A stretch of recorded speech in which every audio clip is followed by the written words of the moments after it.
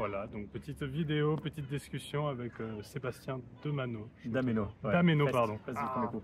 Avec Sébastien Dameno, au Cap d'Antibes, Sur la non-dualité, on va dire. la non-dualité. Sur pas grand-chose, mais la C'est ça. non-dualité. Voilà, je fais vibrer là. J'enlève le pied du trépied, et puis c'est Bah, très bien. enchanté Benoît, c'est la première fois qu'on se rencontre Ouais. en vrai. On a fait une petite visio pour se présenter succinctement. Mhm. Et voilà, écoute, on va parler donc de la non-dualité. On n'a pas trop de programme, on n'a pas trop Non. de choses à suivre. Mais voilà, je pense que ça va se faire spontanément au fil Mhm. de la vidéo. Et voilà, moi j'ai découvert Benoît grâce à l'algorithme de YouTube, je pense. Mhm. Et du coup, comme on est dans la même région, moi j'habite à la Turbie en ce moment et on a nos business sur Nice. Et comme tu étais sur le Cap d'Antibes, je suis venu te voir sur le Cap d'Antibes pour faire une petite vidéo. Ah, c'est super que tu sois venu. Ouais, cool, carrément. Mais en plus, je connaissais quand même, pas du tout l'endroit et c'est magnifique ici. C'est plus C'est un sympa très bel en vrai endroit. qu'en visio, je Ouais, trouve. ouais, clairement. Quand Les on visio, peut, c'est sympa, c'est Ouais. une bonne solution, tout le monde est dispersé, mais on est à C'est côté. vrai. Alors, tant qu'à c'est faire. chouette que tu aies pu venir. Ouais, carrément. Carrément, vraiment super. Merci en tout cas pour Merci la à toi. rencontre. Ouais. Et voilà. Alors, il n'y a pas grand chose à dire sur la mondialité. Quand on y pense vraiment, Il n'y a pas vraiment quelque chose à dire. il n'y a pas vraiment quelque chose à dire. Mais toi, ça t'est arrivé comment dans ton parcours? Bah, depuis tout petit, il y avait un questionnement sur le sens de la vie en fait. C'était il doit y avoir autre chose, il doit y avoir quelque chose de plus profond, une réponse, quelque chose. Et sans connaître la non-dualité, tout ça, je méditais, j'essayais d'être tout seul. J'étais un peu solitaire là-dedans, j'essayais, je faisais des méditations en essayant de trouver des réponses. Ah, super. Et après ça, tu as eu un parcours, un cheminement spirituel à proprement parler Ouais, c'est ça.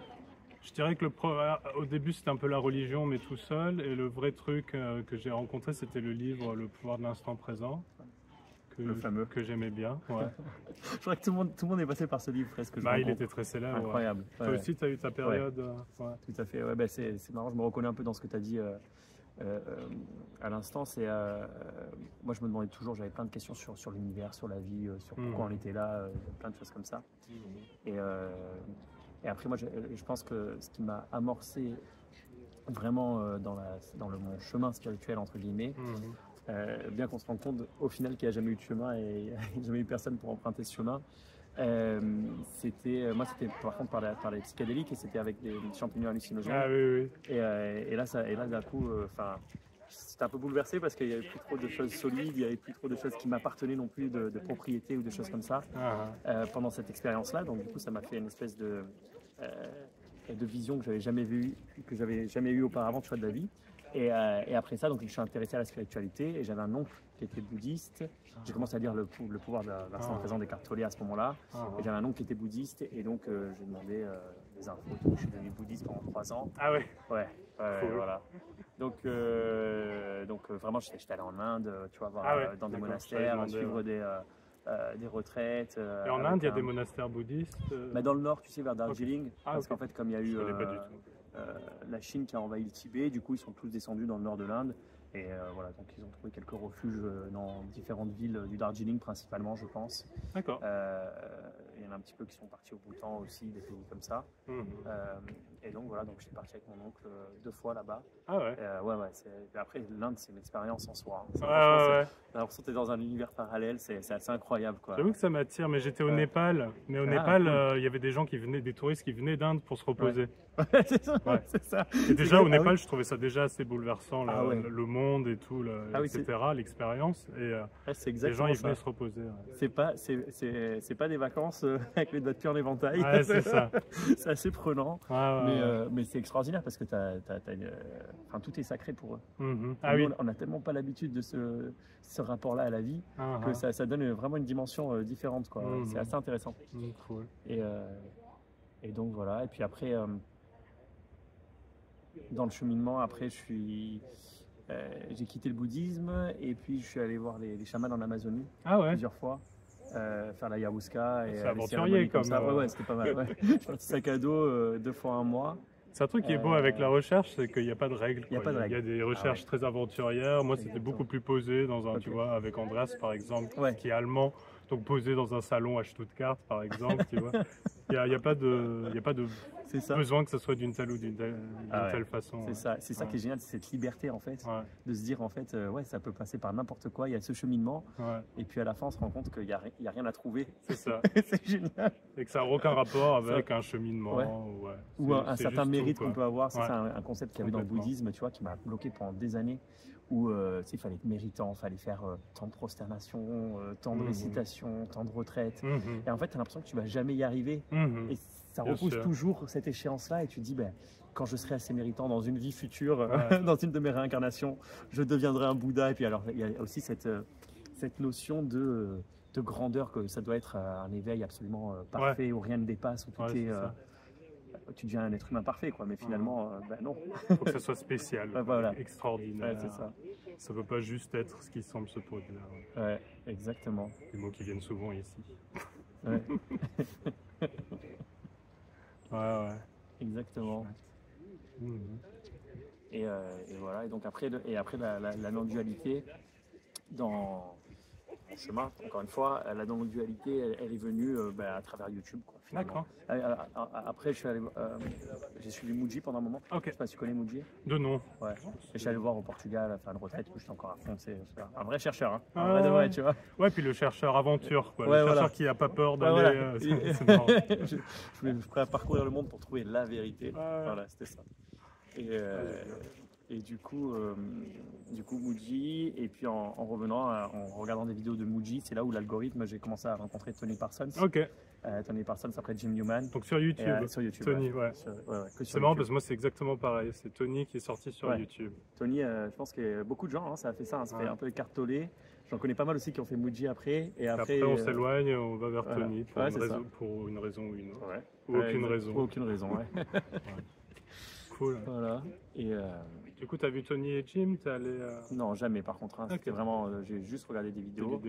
Et pendant un moment, les vidéos, j'avais l'impression de, les surconsommer, quoi, comme une espèce de drogue, tu vois. Ouais, j'ai fait ça aussi. J'en regardais du matin au soir presque. Je me dis, c'est impressionnant la quantité que ça peut être très j'ai pu regarder. Mais en fait, je sais pas si c'est parce qu'il y a quelque chose en toi, en nous qui résonne, tu vois. Et puis je pense qu'on peut dire ça. Parce que tu comprends vraiment pas trop pourquoi non plus, quoi. Parce que c'est peut-être justement parce que tu comprends pas. Et ça apaise de pas comprendre. Un truc que je comprends pas. Que je pourrais jamais comprendre. Que je comprendrai évidemment jamais. Il y a un apaisement là-dedans. Mais alors c'est peut-être aussi sur le moment le fait qu'on comprendra jamais, c'est pas complètement accepté, quoi. C'est ça, il y a toujours cette recherche qui se recrée en permanence. Absolument. Et donc c'est ça qui fait qu'on continue à le besoin de comprendre, quelque part, il est toujours là. D'une certaine façon. Un peu comme jusqu'à ce qu'il ne le soit plus. Un peu comme si on se prend une vitre à chaque fois et on veut aller dehors. Et en fait finalement il n'y a pas de vitre, il n'y a pas de dehors. Il n'y a pas de soi qui essaye d'aller dehors non plus. Et Andreas, tu l'as entendu aussi? Andreas Müller aussi pendant un moment, Andreas, pareil sur YouTube, des vidéos? Sur YouTube, mais j'étais un peu en train de regarder pas mal en français à ce moment-là. Donc j'ai un petit peu regardé, mais c'est vrai que j'avais commencé en anglais. Puis après, j'étais passé avec Max Verham en français. Et puis c'est là où j'ai fait des one-to-one avec Max. J'en ai fait 2, quoi. Et puis au deuxième, voilà, il y a quelque chose qui s'est passé. Enfin, dans mon cas, je veux dire, j'ai eu l'impression que c'était une fraction de seconde, quoi, vraiment. J'ai l'impression que mon mind, tu vois, il essayait mon esprit s'est trouvé chaque fois de trouver un truc. Non, mais tu vois, moi c'est ça. Non, mais et puis d'un coup, il me dit non, mais regarde ton ego, ça explose. Et puis c'est comme si ça s'est vu. Il y a une vision claire d'un coup. Et puis le reste de l'entretien que j'ai eu avec Max, on a parlé du beau temps, quoi. Et puis d'un coup, je me dis, wow, tout s'est relâché, toutes ces tensions pendant des années qui s'étaient accumulées et qui me faisaient dire qu'il y avait vraiment quelque chose à trouver. Et cette énergie-là, elle est tombée d'un coup, quoi. Et ça, c'est vrai que c'était assez extraordinaire. Mais ce qui est extraordinaire aussi, c'est que après ça, plus rien n'a jamais été pareil, mais tout a continué exactement de la même manière aussi. Ma vie a continué exactement de la même manière. Et ça, c'est... il n'y a rien qui change vraiment. Il n'y a rien qui change vraiment. Et c'est extraordinaire, en fait. Et puis, trouver l'extraordinaire dans l'ordinaire qu'on ne voyait pas avant aussi, ou qu'on voyait, mais différemment.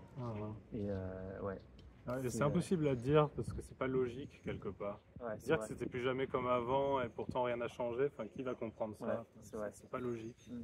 Et pourtant c'est comme ça parce que ce qui est semblé s'effondrer, c'était jamais vraiment là. Ouais. D'où le mot illusion qui sort souvent et qui plaît pas forcément. Ce mot, c'est vrai qu'il paraît négatif et il est pas. C'est pas ce qu'il voulait dire. C'est pas quelque chose de négatif. C'est juste que c'était pas vraiment là. Ouais. Exactement.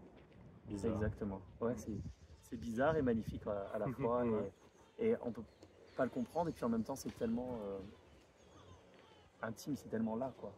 Ça a tellement toujours été là, comme ça, l'état naturel des choses qui se passent tout spontanément. Ouais, carrément. Il n'y a pas besoin de chercher ces mots ou de faire bonjour. Bonjour, excusez-moi de vous déranger. Pas de souci. Je suis venu parce que c'était une belle journée pour voir la chapelle. Ouais. Passez une bonne journée. Bonne promenade. Quoi on parlait?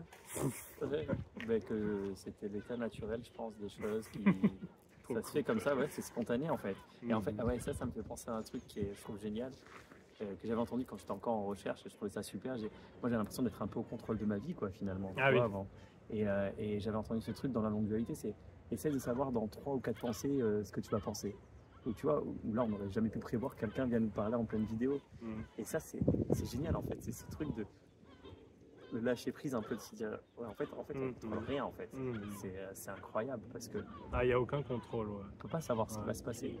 Et c'est ça qui peut être terrible aussi, parce qu'il y a beaucoup de... On entend souvent, il faut lâcher prise, mais c'est pas possible. Ouais. Parce que ça serait un contrôle. C'est ça. C'est un peu ça le truc du serpent qui se mord la queue.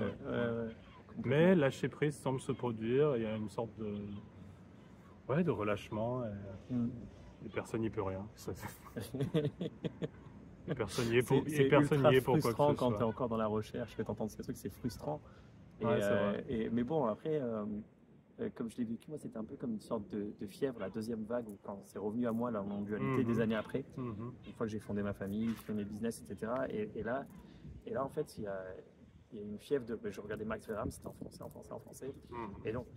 Et j'avais la fièvre de regarder les vidéos, mais je me dis, en fait, oui, il y avait cette frustration, tu vois. Je comprenais pas, je voulais comprendre. Et en même temps, je voyais, j'entrepercevais que j'allais rien pouvoir comprendre, mais ça me frustrait. Et en fait, il y avait une fièvre de regarder encore, de consommer ces vidéos, etc. Puis à la fin, j'ai dit, allez, je peux faire un one-to-one, j'appelle Max, il faut que je lui parle, et j'y vais, je me jette à l'eau en quelque sorte. Et voilà, et puis après, en fait, finalement, et ça s'est fait comme ça, c'est inexplicable. Hein, non, c'est inexplicable. Voilà. Mais voilà, c'est comme ça. Et c'est intéressant ce truc de la frustration, c'est que c'est un peu un balancement entre frustration et soulagement. C'est la frustration de ne pas comprendre. Et comme on a dit tout à l'heure, en même temps, il y a en fait, il n'y a rien à comprendre. Puis là, tu l'avais dit, et après la frustration revient. C'est ça. Ce balancement qui montre bien qu'il n'y a aucun contrôle, que personne ne le fait. Et voilà. Et voilà. À vous qui nous regardez, je ne sais pas où vous en êtes, mais nous voilà, non plus. Voilà, nous non plus, exactement. Et où que vous soyez, pardon, c'est là où vous devez être, quoi. Il n'y a pas d'endroit mieux à atteindre ou de choses mieux à faire que ce qui se passe maintenant. Peu importe ce que c'est. Et c'est ça la magie de la vie, quoi. Ça se vit entièrement. C'est pas que. Des fois, c'est vrai que c'est un peu vu la non-dualité comme une négation de la vie. Ouais, souvent, c'est accusé d'être nihiliste. Voilà, exactement. C'est ce que j'ai vu pas mal. Et au final, mais c'est un malentendu, parce que ça dit pas que c'est pas nihiliste, ça dit pas qu'il y a quelqu'un qui est là et que rien n'existe. Ça dit qu'il y a tout. et ce tout vient, enfin, après c'est que des mots, hein, au final, mais ce tout vient de rien, quoi. Et de rien émane ce tout, et en fait c'est les deux en même temps. Je pense que ça peut plus s'exprimer en contradiction ou tout blanc ou tout noir, ou d'un côté ou de l'autre, ou nihiliste ou déiste. Enfin, je sais pas si c'est l'inverse. C'est les deux, tout et rien. Et personne ne peut comprendre ça, et personne n'a besoin de comprendre ça. Voilà, et il y a une joie qui est là, souvent sous-jacente. Ouais, c'est très joyeux ces échanges. Ouais, les échanges, c'était... Et les mots qui me viennent, c'est je sais pas pourquoi, aucune idée. C'est juste joyeux. Ouais. Il n'y a pas de raison. Ouais, c'est ça. Personne ne contrôle. Il n'y a pas de raison à cette joie d'échanger à propos de rien. C'est ça. Et c'est pas le but non plus. On n'est pas assis là dans le but que ça soit joyeux. Ah non, pas du tout. La joie, elle n'est pas recherchée, quoi. Elle apparaît. Carrément. Trop cool. Bon, bah, Voilà, je crois qu'on a merci tout dit. beaucoup. Merci, c'était chouette. Merci à toi, ouais, carrément. À bientôt pour un nouvel épisode peut-être. Ouais, carrément. Ok. Salut.